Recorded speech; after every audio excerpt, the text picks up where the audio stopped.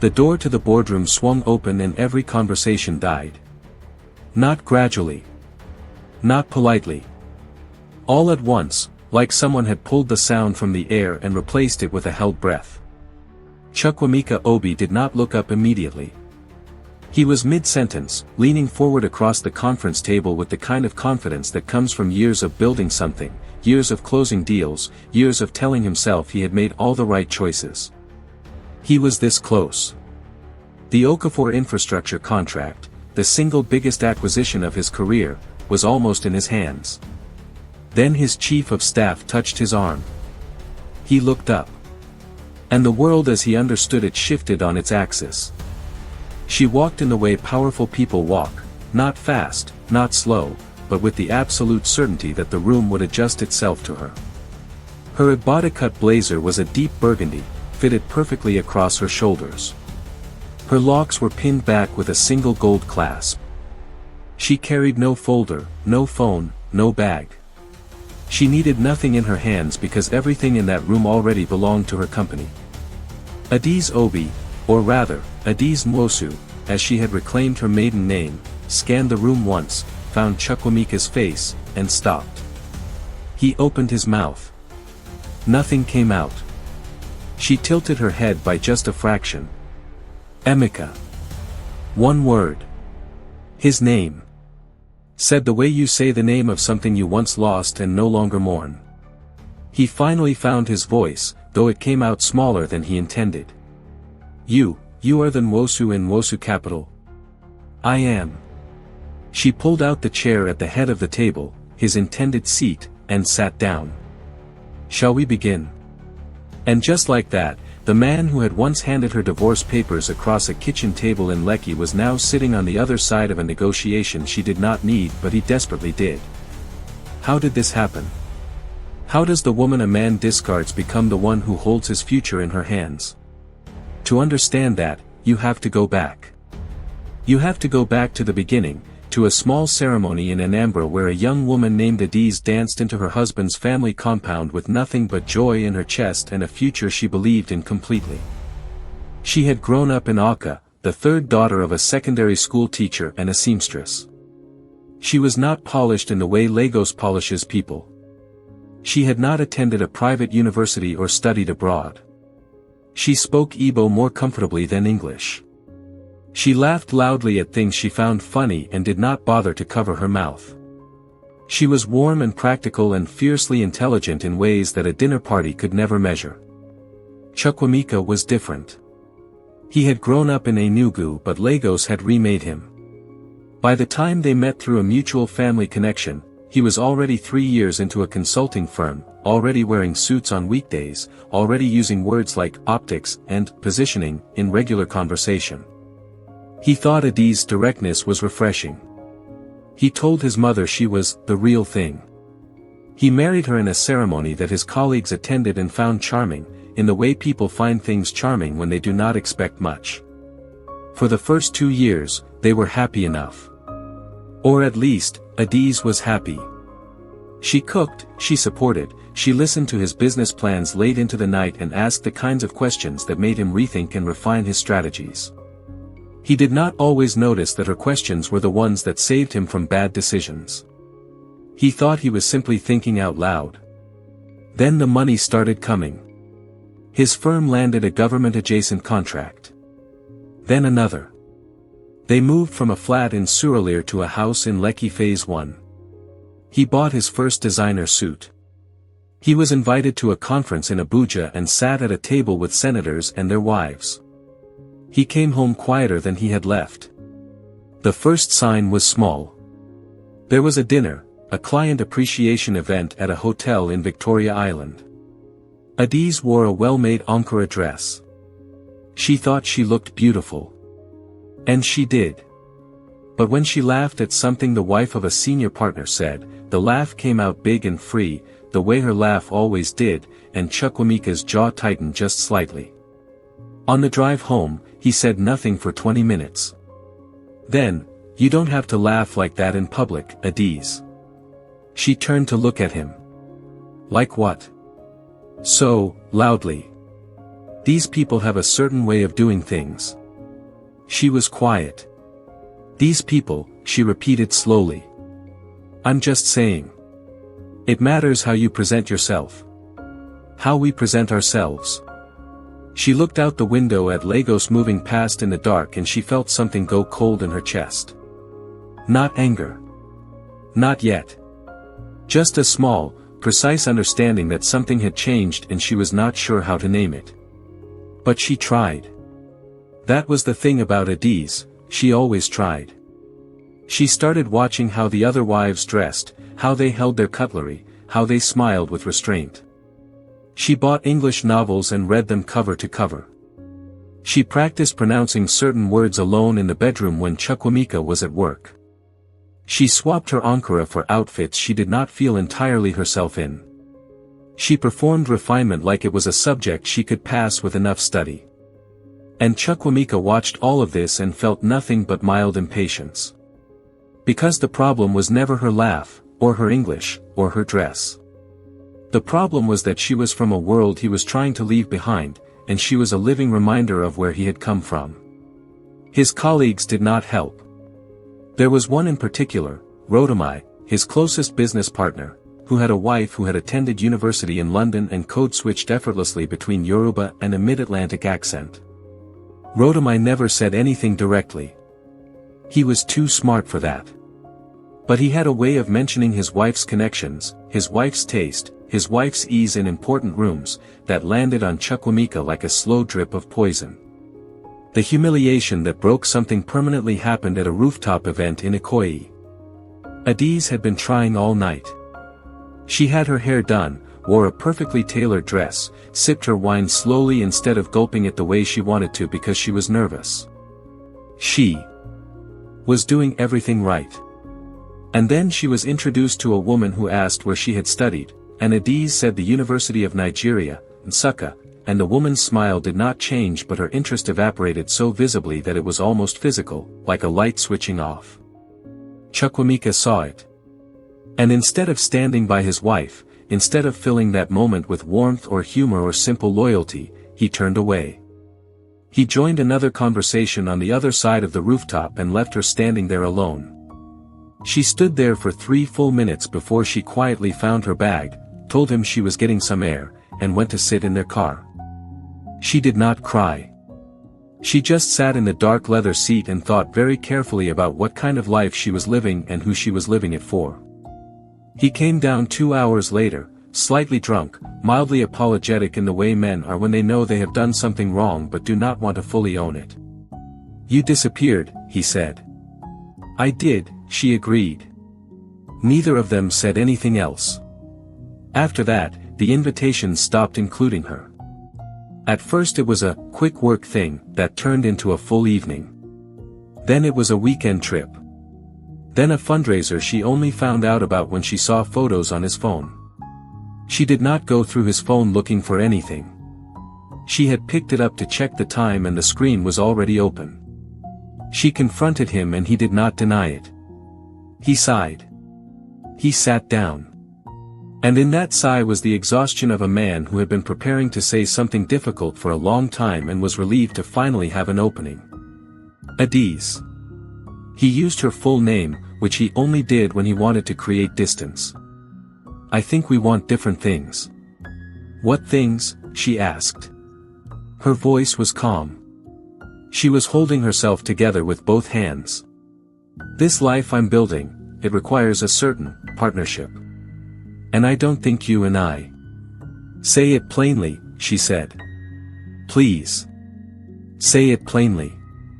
He looked at the floor. "I've outgrown this. Outgrown us."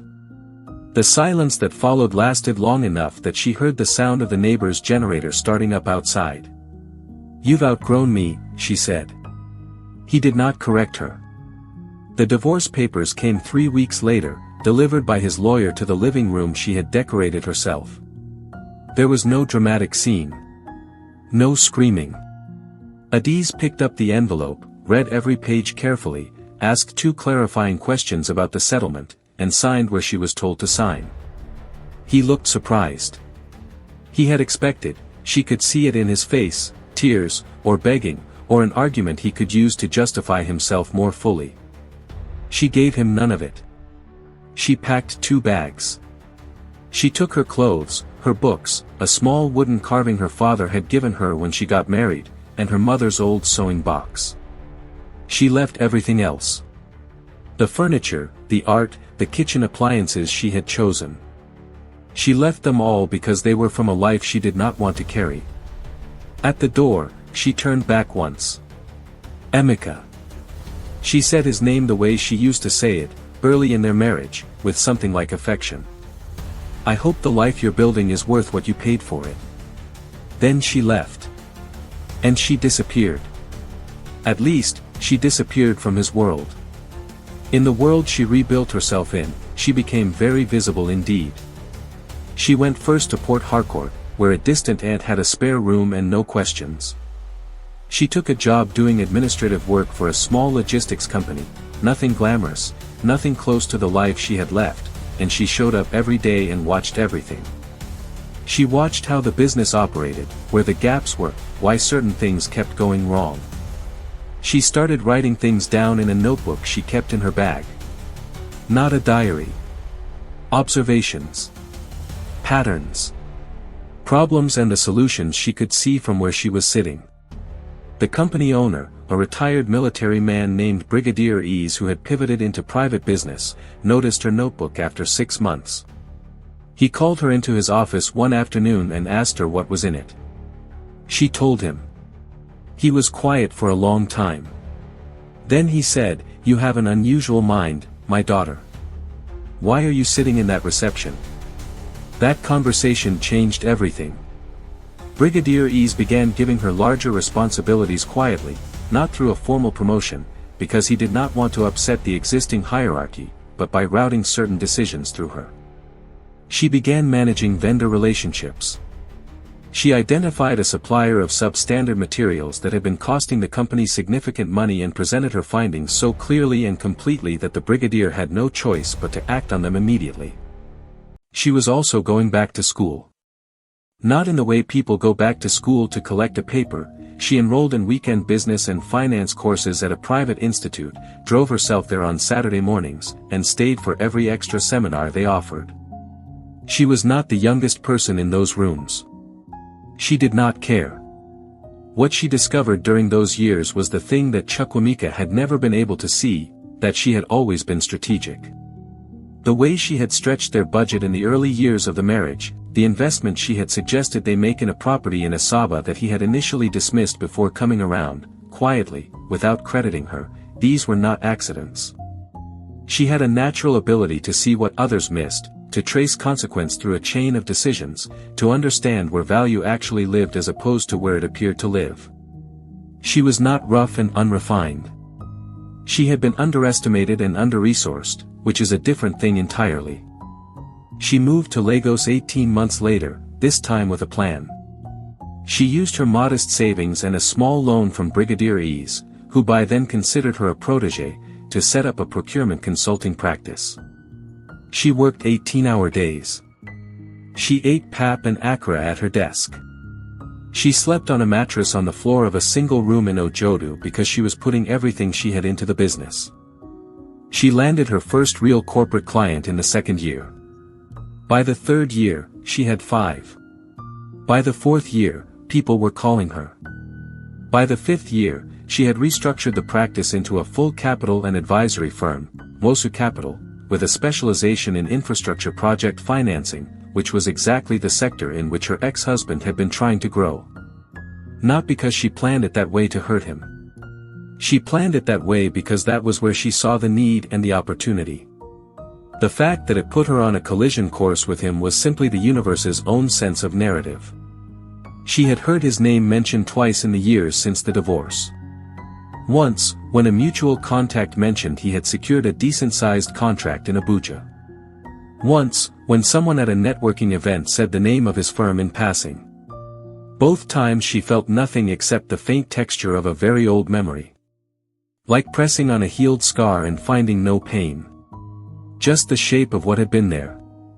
She did not prepare anything special when she found out his firm had submitted a proposal to partner on the Okafor infrastructure contract. The federal-supported road rehabilitation project her company had been selected to co-finance. She did not rehearse a speech or plan a dramatic moment. She simply knew the facts of what she had built, and she walked into that boardroom the way she walked into every room now, with the full knowledge that she had earned her place in it. When she sat down and the presentations began, she watched him across the table. He had aged in the way men age when they have had some success but not enough peace, a little heavier, a little tighter around the eyes, the confident posture he wore like armor now looking slightly more effortful than it used to. He had remarried. She knew this. His wife, the refined woman he had eventually chosen, had given him a son. She wished the child well, genuinely. She had no feeling at all about the wife. His presentation was good. His firm's work was solid. She gave him that. He had built something real, which made the situation neither simpler nor more complicated.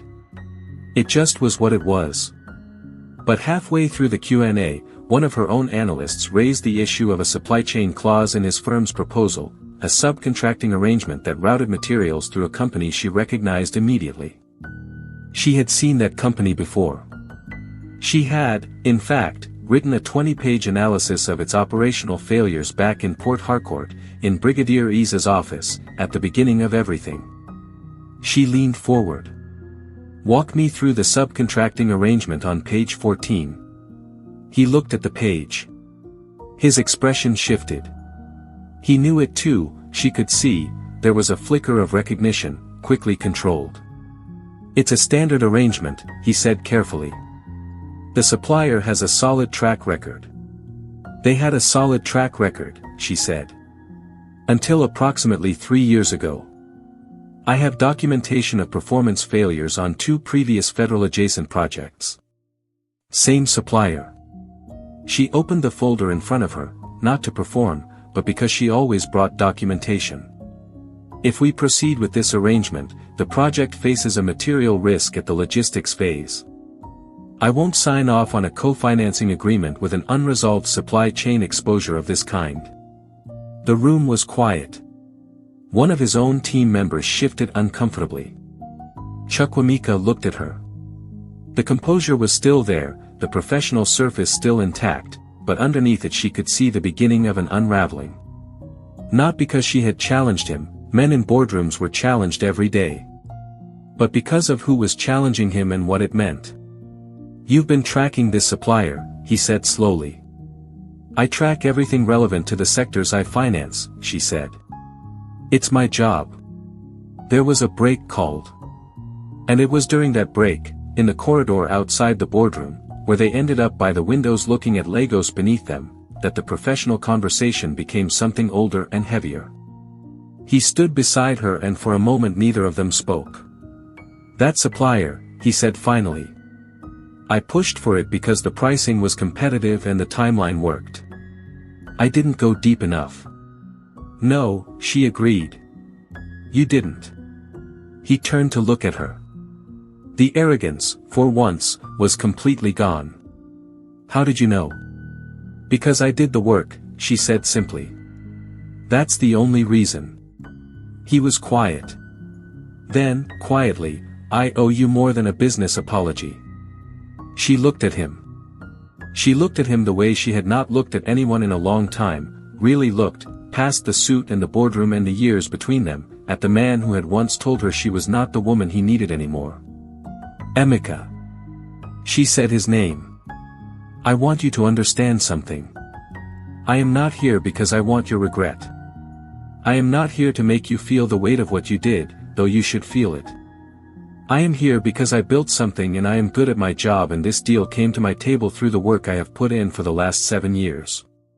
She paused. "Your apology is received. But it changes nothing about the terms I require." He nodded slowly. "What are the terms?" "You replace the subcontractor. You submit a revised logistics plan within 10 working days. You agree to quarterly performance reviews with my team for the duration of the project." She closed her folder. If you can do those things, we have a deal. He was quiet for a moment that stretched between them like something being decided. And if I can't? He asked. She smiled then, not warmly, not coldly, but the way someone smiles when they are at peace with any answer. Then you can't. And I will find another partner who can. The project will move forward either way. He looked at her for a long time. Then he extended his hand. We'll meet your terms. She shook it. Firm, brief, final. They walked back into the boardroom and the deal was done. She was home by 8 that evening. She ate EBA and ofo nugbu at the kitchen island of her apartment in Onairu with her shoes off and something quiet playing on the Bluetooth speaker. Her phone was full of messages she would answer tomorrow. Her team had sent a group message celebrating. She replied with a single thumbs up. She thought about Chukwuemeka only once, briefly, while rinsing her plate. She thought about the girl she had been in his living room, signing divorce papers, dry-eyed and deliberate.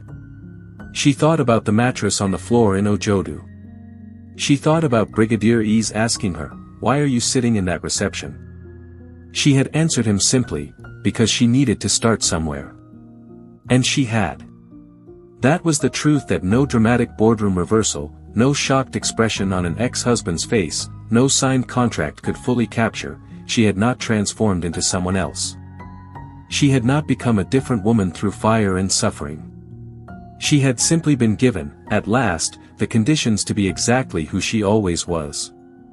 The woman Chukwuemeka had discarded was never unrefined. She was unrecognized.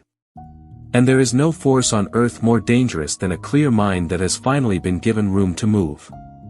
She turned off the kitchen light and went to bed. She slept perfectly. If this story moved you, if Adaeze's journey stayed with you, give this video a like and subscribe so you never miss stories like this one. Drop a comment and tell us honestly, would you have given him the deal, or walked away entirely? We read every single comment. And share this with someone who needs to be reminded that being underestimated is never the end of the story. Sometimes, it is only the beginning.